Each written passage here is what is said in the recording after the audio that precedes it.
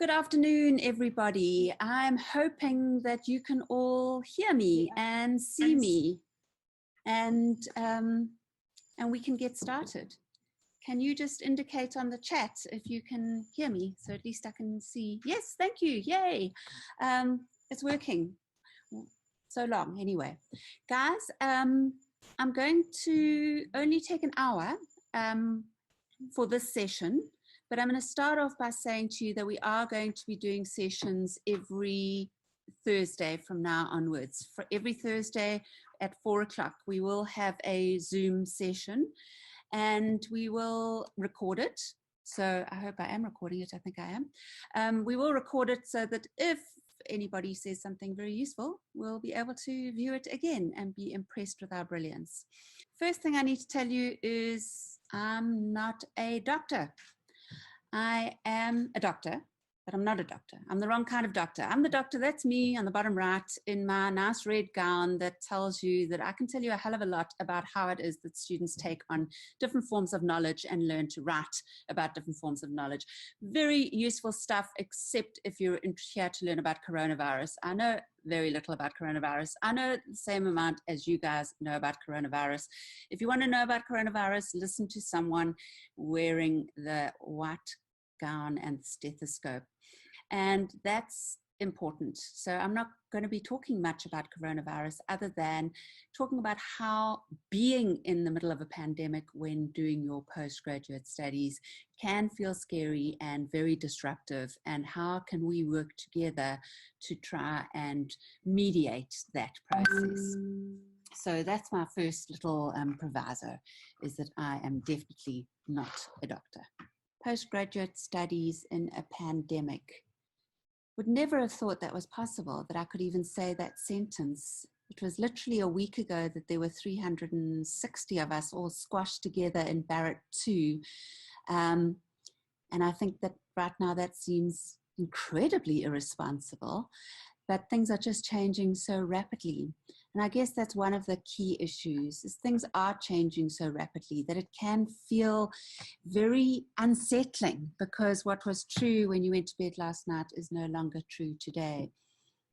And I guess on the one hand, I can tell you that the great thing about this is that social distancing is absolutely perfect for postgraduate study. It's the perfect conditions. It gives you the kind of quiet time that most of us long for in the mayhem of day-to-day life. So at least in theory, it should be perfect. But I'm going to guess that for most of you, that's not how it feels right now. I'm going to guess that many of you are really battling with issues of fear and anxiety. And again, I'm a doctor, but I'm not a doctor. I'm also not a psychotherapist kind of doctor. So I'll be a bit careful in what I say about this. And I will urge those of you who are feeling feelings of anxiety that don't feel manageable to really take them seriously and to seek proper help from the right kind of doctor. But nonetheless, I think all of us will be feeling fear and anxiety, and we need to figure out ways to manage that. Because the thing about postgraduate study is it needs a brain that is actually slowed down. That seems counterintuitive, because huge intellectual work, you think it needs to be a brain that's speeding up, but actually, I'm sure you've all experienced this, to have the headspace to engage with a reading, to make sense of a concept, to sit and do writing. All of that kind of headspace is a slowed down, meditative kind of headspace.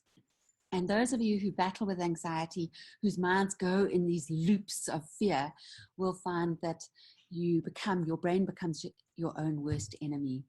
I found a useful article in the Sydney Morning Herald yesterday, and they were sort of giving examples of how you can manage your anxiety. And the one thing they said is limit your exposure to the news. And I think this is quite useful. Those of you who get into a loop of check Twitter, check Facebook, check CNN, check Al Jazeera, check E! News, check ECN, check, you can actually get your brain kind of worked up about something that's not hugely positive. So the one suggestion they give you is limit your exposures to the news. And then they do talk about it being a reliable source of news. I mentioned this last week. I'd really like to urge you all again today to think about the fact that we are postgraduate students. In other words, we are scholars, which brings with it a responsibility. And in that, I'm talking about what we pass on and forward. Are we behaving in scholarly, critical, thoughtful ways, or are we actually part of the problem, forwarding fake news, getting people riled up? So let's us be examples, actually, of people who ask questions about where that news source is, where's it coming from, what interests are being served, before we rush to share it along. The next point I think is a really important one. Keep your days structured. If you're working from home, you're working in self-isolation, and I know this from colleagues who've been on sabbatical, if you've got all day to do something, it's actually bloody difficult to do that something. If you've got an hour to do something, it's relatively easy to do it. If I know in the next hour I've got to quickly do this reading before I go to the seminar, I can usually quickly do it. If I know that sometime this week in my self-isolation I should probably get to that reading, it's actually much more difficult. So I think this thing of keeping your days structured is hugely important. And to that I'd like to add a little tip. Sorry, this is what you're getting this afternoon, but I promise you it's only an hour and it won't be me proselytizing the whole time. But I would like to give a tip, and that is set yourself work time and off time. Because if you decide that all day today I should be doing my readings, it's quite easy just to be watching Netflix and feeling really crap about yourself all day. Whereas if you tell yourself, I'm going to do 2 hours of work and then I'm going to do 2 hours of lying around and watching some TV and WhatsApping my friends, then you are more likely to get it done. So have very clear decisions about when you're working and when you're not working, rather than setting yourself a goal for the whole day or for the whole week. Set yourself a goal for 2 hours and make sure you also set time for slothing, so that you don't see this time as a holiday, but you also don't see it as this endless amount of time, which is really hard to manage. Maintaining a healthy exercise and sleep routine. I think that can be quite, those of you who like to lie around, sloth around, then you don't sleep at night. Healthy exercise, we have to keep social distancing, but there's nothing to stop us going out and walking around as long as we don't do it in a whole group. This next one, that's a bullet for me. Maintain a balanced diet and limit your alcohol intake. We all have our own means of self-medicating when we're feeling very anxious. Some of us medicate by taking things that make us more stimulated and alive. Some of us medicate by taking things that make us feel calmer, just so that we can stop the buzzing in our heads. So whether it's cigarettes or marijuana or alcohol or pills or sugar or white bread or whatever your fix is, be self-aware that when times of crisis come, we often put into our body that thing that gives us that immediate kind of relaxation, but it can be bad. Practice acts of kindness towards others. I saw someone talking about the fact that it shouldn't actually be called social distancing. It should be called physical distancing, because we need to keep physically distant from each other, but we shouldn't keep socially distant from each other. We really need to find ways to keep connecting.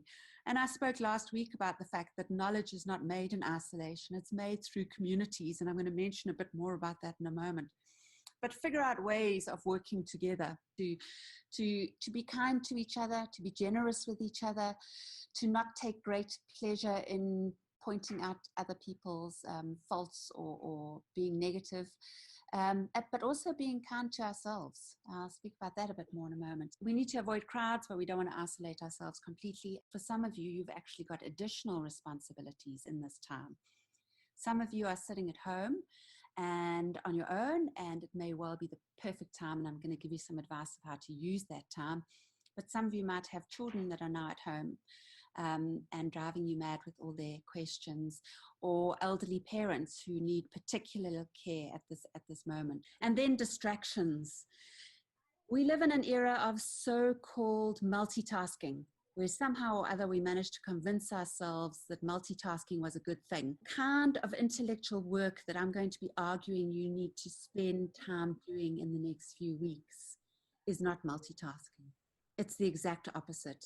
It's doing one thing at a time. So don't write a sentence, then check your email, then go onto WhatsApp, then go back to Facebook, then check your Twitter, then go back to your paragraph that you're writing. Set yourself blocks of time and just do the thing you want to do during that block of time. I just set myself a task, by the way, of watching the entire series, 5 seasons of Breaking Bad. I don't know how I missed that when it first came around, but it's something I've always wanted to do. And that's what I'm going to do in my forced isolation. But I am going to set that as my little reward after doing work. After doing an hour or 2 of work, I'm going to allow myself another episode or 2 of Breaking Bad, but not 3, only an episode or 2. Those of you who've got kids, you're probably being forced to watch Paw Patrol and Peppa Pig till you go absolutely bananas. So that's what some people have done during forced isolation. What are you going to do in your forced isolation? Let me give you some more examples of what people have done in forced isolation. So there was this guy called Isaac Newton, and in 1665, the Great Plague, or the bubonic plague, hit London.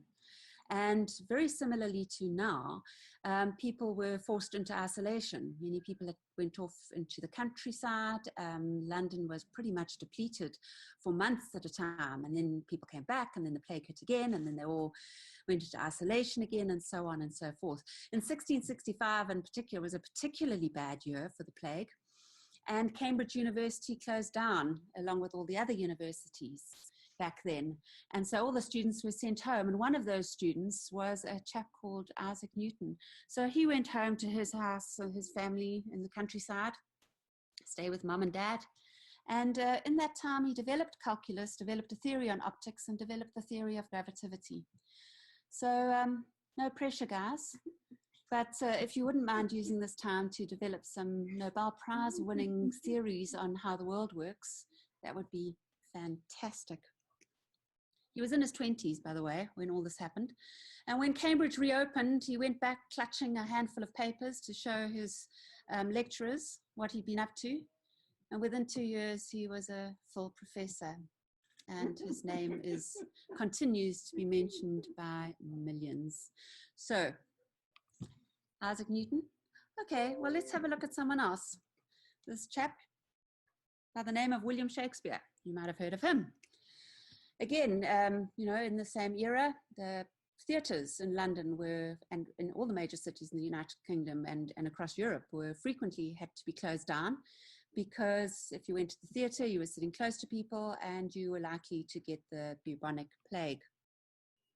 In 1606 was a particularly bad year, and in fact, in the year 1606, the theatres were closed for more days than they were open that year.